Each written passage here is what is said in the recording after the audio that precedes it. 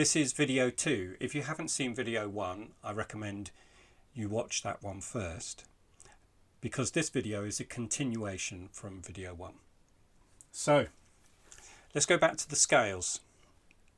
This time we're going to play the first 3 notes of our scale, but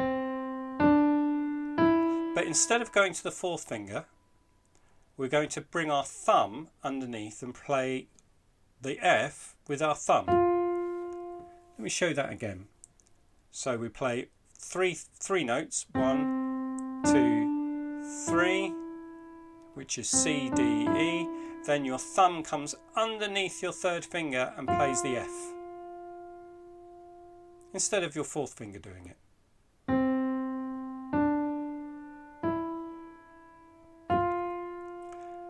You might be wondering why we're doing this. Well, we're doing this because it means that our thumb has brought our hand up. So now our hand is higher and we can reach more notes than we could before. But we're not going to go up. We're going to go back down.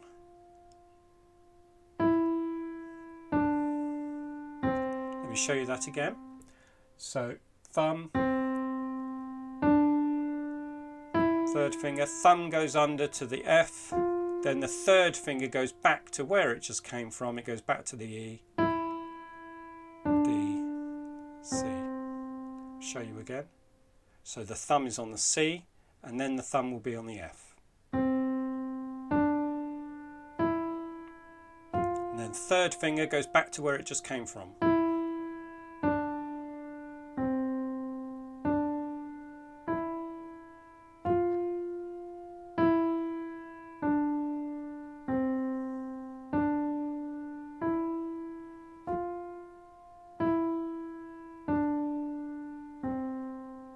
Okay, pause the video if you need to. We're going to try the left hand now. Same thing. So we go down 3 notes. Then, after we've got to our 3rd finger, we put our thumb underneath to the G. So now our thumb will be on the C and then the G. C, B, A, G.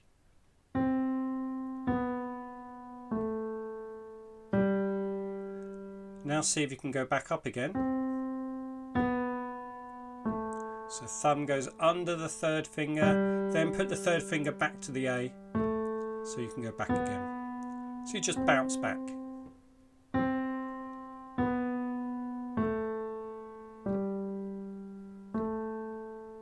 There you go.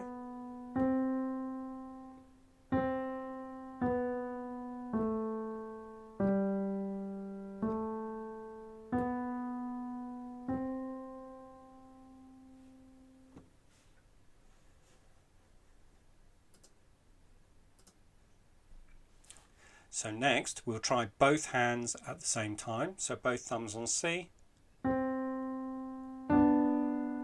When you get to your 3rd finger, both thumbs go under, but they won't be on the same note. This thumb will be on G and that one will be on F.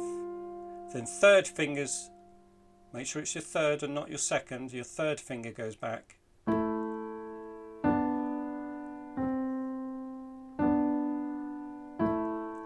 Your thumb goes under your 3rd finger, then your 3rd finger goes back to where it just came from.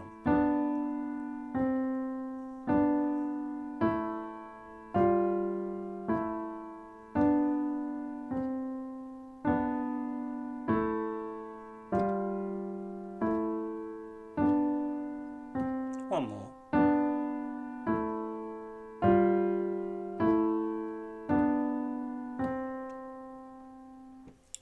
So I said to you earlier that the reason we put our thumb under is so that we can move our hand up and we can reach more notes.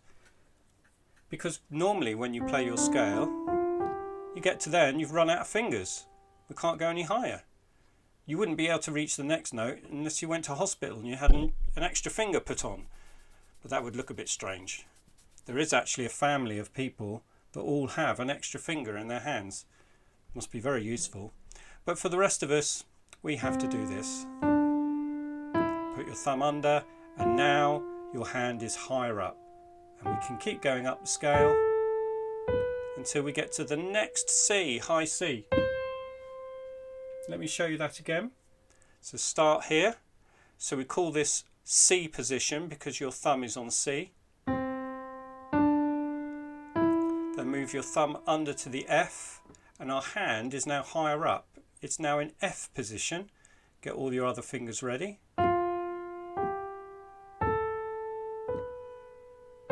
And let's come back down. So when you come back down, you come all the way back to that F. And then remember, it's your third finger that goes over, not your second or your fourth. It's your third, your middle finger that goes over. And then you can get back. Let's go back up again. 3 notes. Thumb over to the F. So now we're in F position. Now come all the way back down to your thumb. And then because there's 3 notes left, we need our third finger. So we go 3, 2, 1. Thumb under.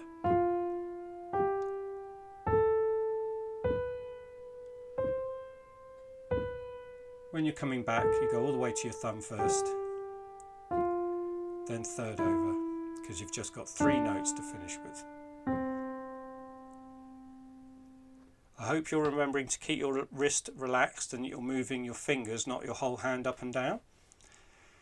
Let's try with the left hand. So when you get to your third note, you put your thumb under. So our left hand is now in G position, because our thumb is on G. Come all the way back to your thumb before you put your third finger over. Let's try that again. Thumb under to the G.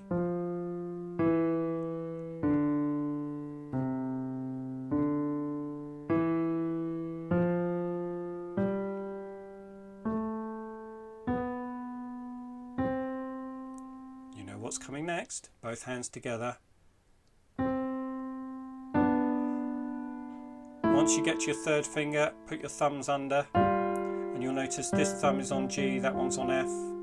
Then carry on up the fingers. And you should finish with both little fingers on the C's. Come back to your thumb, and after you've used your thumb, the third finger, so that's your middle one. Let's try it all again.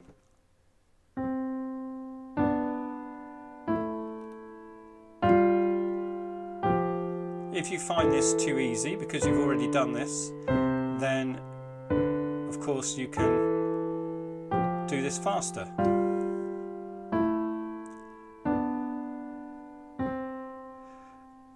And can you remember what it's called? Because we're going in different directions, the notes are going away from each other and then towards each other. They're not going in the same direction, they're going in opposite directions like a mirror.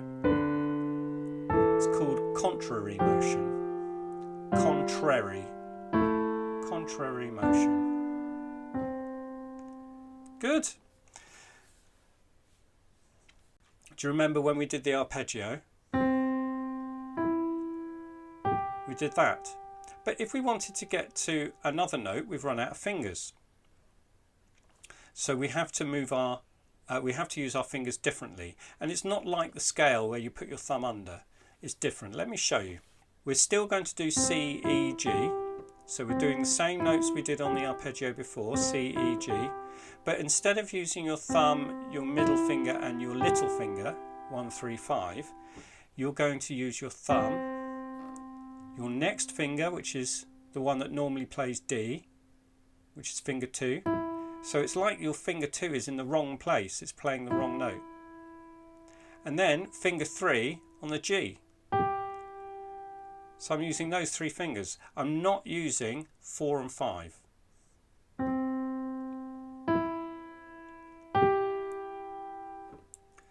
I held 2 down there, we don't want to do that.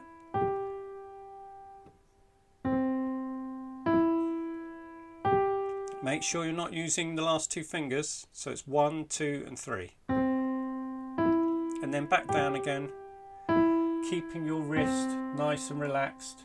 Let's go up and down and up and down. Keep the wrist relaxed, moving the fingers, not the whole hand.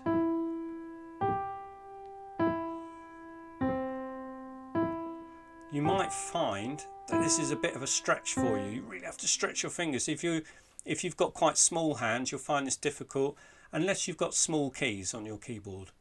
If you've got larger hands, you'll probably find it a little bit easier. I've got very big hands, so I don't find it hard at all. But if you have got little hands, you'll still be able to do it. It might just mean that you'll have to move your hand a little bit more. So you might have to move your thumb away from there to get up to the G. You might have to just move a bit more like this.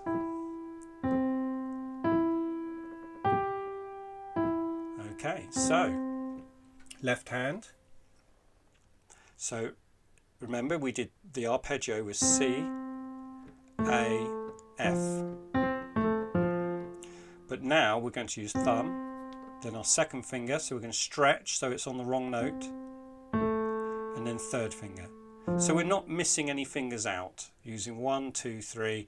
Don't use the 4 and the 5, just use 1, 2 and 3.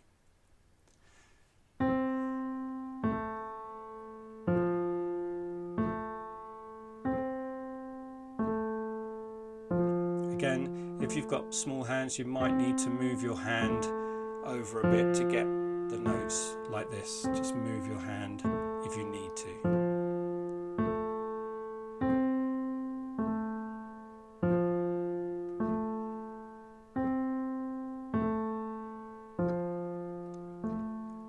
Okay, so once you've got the hang of that, you know what comes next, both together.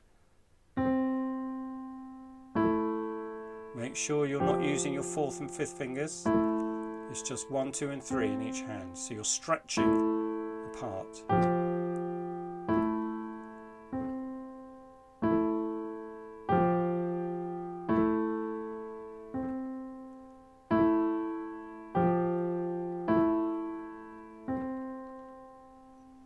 Let's move on.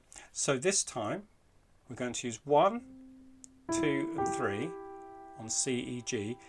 Then we're not going to use the 4th finger, but we're going to use our little finger to reach the high C. So if you look carefully here, you're missing out 1 note. Here you're missing out 1 note. But here you're going to miss out 2 notes. Miss out 1, miss out 1, miss out 2. Thumb or finger 1, finger 2, finger 3. And we don't use finger 4, and we're going to miss out those 2 notes. We're going to use little finger.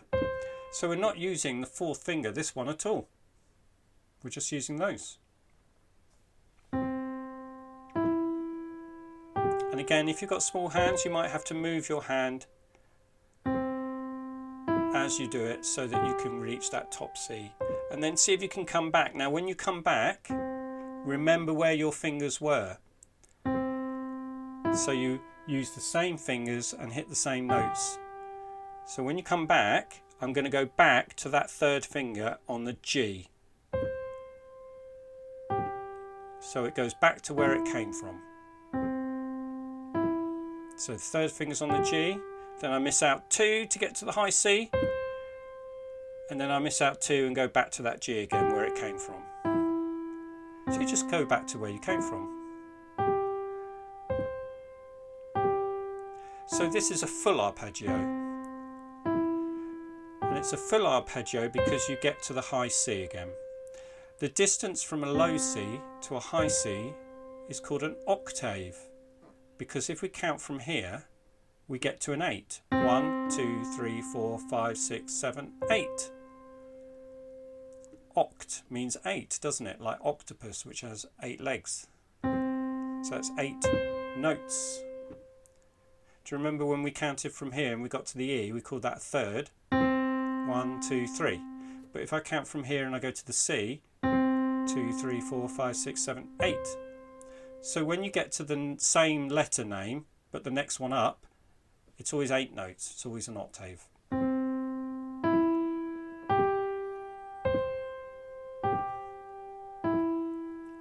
So that's a full arpeggio going from middle C to high C, a full octave. Let's do the same with the left hand. So it's going to be C, A, F, and then little finger on the low C, and then come back.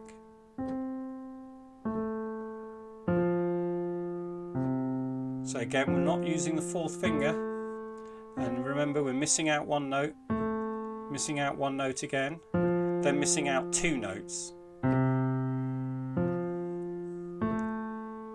It sounds different to the other arpeggio.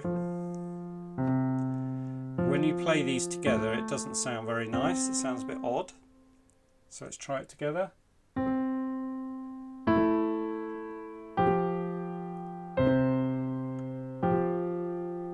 It sounds a bit clashy. Doesn't sound like they're in harmony, does it? They don't get on very well.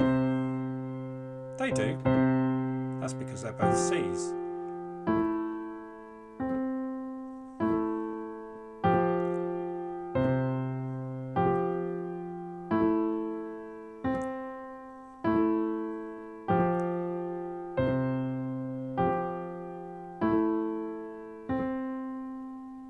Well done if you've got this far.